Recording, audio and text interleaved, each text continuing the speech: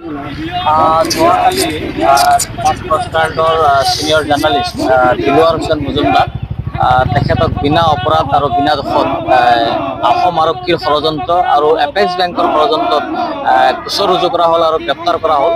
আমি নিন্দা জনাইছোঁ, গৰিহণা দিছোঁ।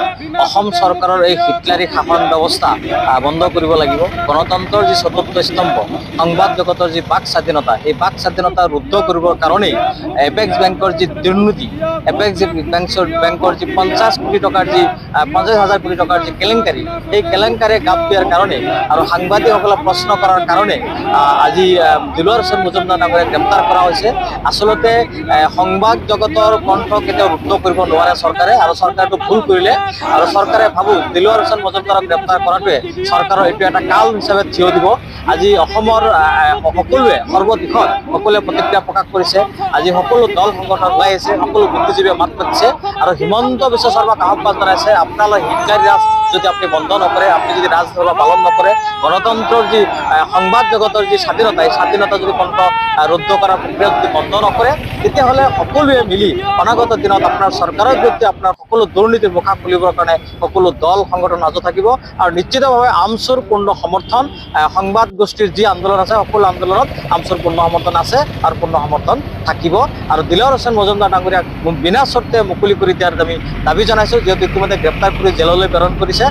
গতিকে আমি মহামান্য আদালতৰ প্ৰতি আমাৰ বিশ্বাস আছে, মহামান্য আদালতে দিলৱাৰ হোসেন ডাঙৰীয়াক অতি শীঘ্ৰে বেল প্ৰদান কৰিব আৰু তেখেত মুকলি আকাশৰ তললৈ ওলাই আহিব।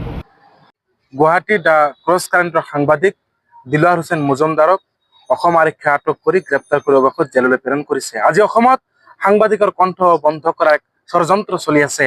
অসম চৰকাৰ আৰম্ভ কৰি অসম প্ৰশাসন আৰু পুলিচ প্ৰশাসনে সাংবাদিকৰ ওপৰত যি বৰ্বৰ আক্ৰমণ, বৰ্বৰ অন্যায় অত্যাচাৰ চলাই আহিছে, তাৰ এক উদাহৰণ যোৱাকালি যি ঘটনা ঘটি গ'ল গুৱাহাটীৰ আৰক্ষী থানাত। সেই সাংবাদিকগৰাকী দিলৱাৰ হোসেন মজুমদাৰক গ্ৰেপ্তাৰ কৰিছিলে আৰু সেই মৰ্মে সমগ্ৰ অসমৰ লগতে আমিও ধুলা প্ৰেছ ক্লাবে তথা আমচু, নেমচু, অসম মহিলা সংগ্ৰাম পৰিষদ সকলোৱে মিলি একত্ৰিত হৈ আমি আজি কলা বেজ পৰিধান কৰি আমি প্ৰতিবাদ সাব্যস্ত কৰিছোঁ। আৰু আমি দাবী জনাইছোঁ যে দিলৱাৰ হোসেন মজুমদাৰক অতি শীঘ্ৰে বিনা চৰ্তে, বিনা স্বাৰ্থত দিলৱাৰ হোসেন মজুমদাৰক মুকলি কৰি দিব লাগে, অন্যথাই আমাৰ এই আন্দোলন অব্যাহত থাকিব। হয়, যোৱাকালি অসমৰ সংবাদ জগতৰ এক পৰিচিত নাম ক্ৰছ কাৰেণ্টৰ ছিনিয়ৰ সাংবাদিক তথা chief reporter chief Dilwar Hussain Majumdar, তেখেতে এপেক্স বেংকৰ এক দুৰ্নীতি সংক্ৰান্তীয় অভিযোগ উত্থাপিত হোৱা সংক্ৰান্তত তেখেতে মানে এপেক্স বেংকৰ MD ডম্ব্ৰু শইকীয়াক প্ৰশ্ন কৰিব লৈছিলে। আৰু প্ৰশ্ন কৰিব খোজাত তেওঁ MD জনক কৈছিলে যে আপুনি ভিতৰলৈ সোমাই আহক। আৰু তেখেতৰ উইথ ডিউ পাৰ্মিশ্যনত আমাৰ ক্ৰছ কাৰেণ্টৰ সাংবাদিক দিলৱাৰ হোসেন মজুমদাৰে ভিতৰলৈ সোমাই গৈছিলে। আৰু সেই সোমাই যোৱাতে মানে তেখেতক এটা চক্ৰান্তমূলকভাৱে ফচুৱাই আৰক্ষীৰ হাতত দিয়া হ'ল আৰু আকৌ পাণবজাৰ আৰক্ষীৰ হাতত মতাই পঠোৱা হ'ল আৰু পৰৱৰ্তী সময়ত তেখেতক আটক কৰা হ'ল। ৰাতি 11:30 নে 11:00 খবৰ আহিল আটক কৰা বুলি। গতিকে এই যি অসম আৰক্ষী, অসম চৰকাৰে এপেক্স বেংকৰ কেলেংকাৰীৰ গাফিলতিটোক মানে ঢাকি ৰাখিবৰ কাৰণে, গাপ দিবৰ কাৰণে এক ষড়যন্ত্ৰ কৰিলে, সেয়া অতিকৈ লজ্জাজনক। আৰু এই ষড়যন্ত্ৰত এজন মানে জ্যেষ্ঠ সাংবাদিক, গণতন্ত্ৰৰ চতুৰ্থ স্তম্ভৰ সাংবাদিক এজনক বন্দী কৰাটোৱে মানে সংবাদ জগতত মানে শেষৰটো হাতোৰা মাৰিলে হিমন্ত চৰকাৰ আৰু হিমন্তৰ আৰক্ষীয়ে। এয়া গণতন্ত্ৰৰ ওপৰত হাতোৰা মাৰিলে, এয়া গণতন্ত্ৰৰ চতুৰ্থ স্তম্ভৰ ওপৰত হাতোৰা মাৰিলে। আৰু এই আটকেই মানে গোটেই অসম জুৰি সংবাদ জগতৰ ওপৰত এটা ভয় ভাবুকিৰ এটা বাৰ্তা দিছে। গতিকে আমি আজি গোটেই অসমত যি এটা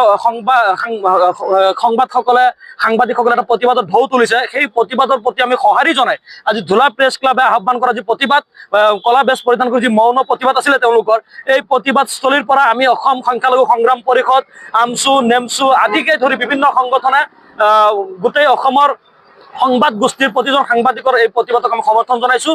আৰু আমি দাবী উত্থাপন কৰিছোঁ যে দিলৱাৰ হোসেন মজুমদাৰক বিনা চৰ্তে অসম আৰক্ষীয়ে, অসম চৰকাৰে ৰাজধৰ্মৰ খাতিৰত অসম চৰকাৰে মুকলি কৰি দিব লাগে। কাৰণ এই শাসন ব্যৱস্থাই আজি দিল্লীৰ পৰা কেন্দ্ৰীয় সংবাদ জগতে এটা প্ৰেছ বিবৃতি জাৰি কৰিছে। গতিকে এয়া অসমৰ কাৰণে লজ্জাজনক বিষয়। গতিকে অসম চৰকাৰে, অসম আৰক্ষীয়ে নিজৰ সন্মান ৰক্ষাৰ্থে, গণতন্ত্ৰ ৰক্ষাৰ্থে, সংবিধানৰ চতুৰ্থ স্তম্ভক সুৰক্ষা প্ৰদান কৰাৰ স্বাৰ্থত দিলৱাৰ হোসেন মজুমদাৰক বিনা চৰ্তে,